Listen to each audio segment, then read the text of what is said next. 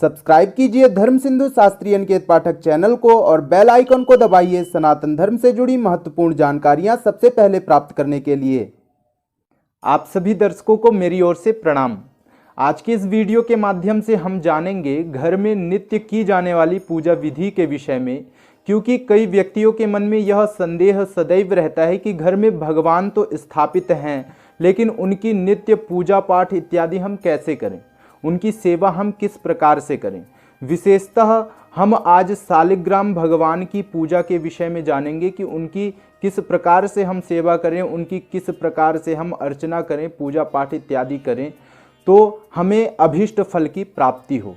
तो आज की इस वीडियो का माध्यम बस यही है, यही विषय है। आप सभी से मेरा निवेदन है कि इस वीडियो को अंत तक अवश्य देखिए, क्योंकि इस वीडियो से आप सभी को बहुत ही सुंदर जानकारी प्राप्त हो सकती है। तो चलिए बढ़ते हैं अपने विषय की ओर। जैसा कि हम सभी जानते हैं, शालिग्राम साक्षात सत्यनारायण भगवान हैं, नारायण स्वरूप हैं, अतः इनके प्राण प्रतिष्ठा इत्यादि की आवश्यकता नहीं होती।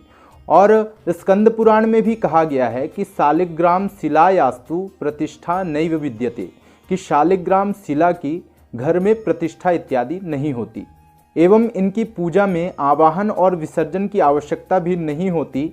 इनके साथ भगवती तुलसी का सदैव संयोग माना जाता है, अतः शयन के समय तुलसी को इनके आसन से उठा करके पास में रख दिया जाता है। जहाँ पर शालिग्राम शिला होती है वहाँ पर भुक्ति मुक्ति एवं समस्त तीर्थों का वास होता है।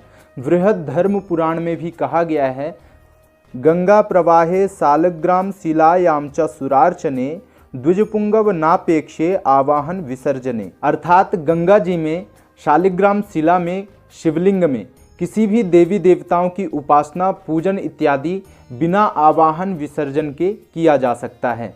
शालिग्राम जी की नित्य पूजा में शालिग्राम की मूर्ति को उठाकर किसी पवित्र पात्र में रखकर पुरुष सूक्त द्वारा पंचामृत अथवा शुद्ध जल से उनका अभिषेक करना चाहिए।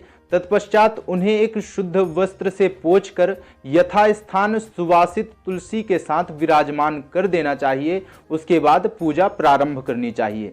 तो शास्त्रों के द्वारा पूजा करने की 3 विधि बतलाई गई है, वह मैं आप सभी से कहता हूं, बड़े ही ध्यानपूर्वक सुनिएगा।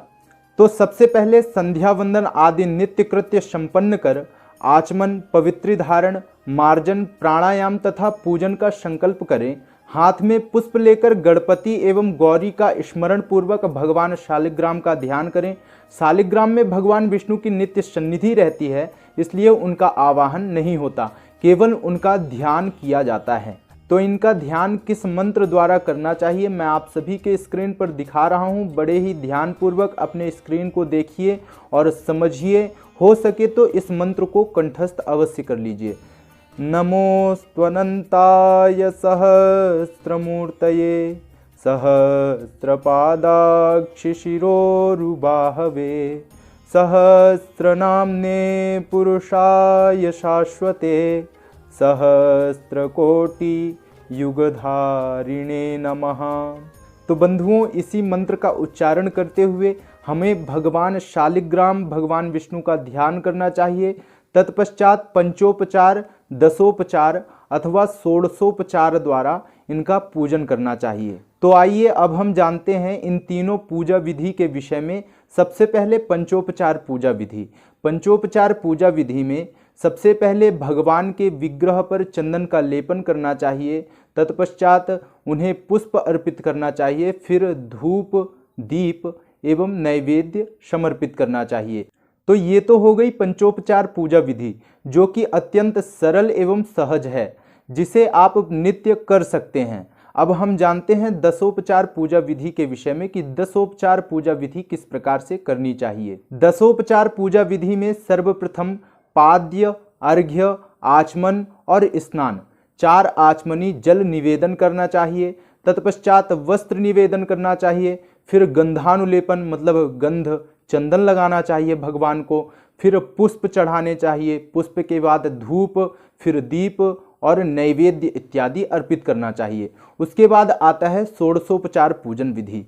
तो षोडशोपचार पूजन विधि में सबसे पहले पाद्य, अर्घ्य, आचमन, स्नान और वस्त्र, आभूषण, गंध, पुष्प, धूप, दीप, नैवेद्य, आचमन, तांबूलम, स्तव पाठ, तर्पण और नमस्कार द्वारा पूजन अर्चन इत्यादि करना चाहिए। तो यही है पहली पंचोपचार पूजा विधि, फिर दशोपचार पूजा विधि और षोडशोपचार पूजा विधि। तो ये 3 प्रकार की पूजा विधि हमारे शास्त्रों में कही गई है, जो कि मैंने आप सभी से कह दी है। मैं आशा करता हूं कि यह जानकारी आप सभी के समझ में आई हो। अगर यह वीडियो आप सभी को अच्छी लगी तो इसे ज़्यादा से ज़्यादा लाइक करें एवं हमारे चैनल को सब्सक्राइब कर लें और बेल आइकन को भी प्रेस कर लें, ताकि हमारी आने वाली वीडियोस की जानकारी आप सभी तक सबसे पहले पहुंच सके। आप सभी का बहुत बहुत धन्यवाद। जय श्री राम। मिलते हैं नेक्स्ट वीडियो में।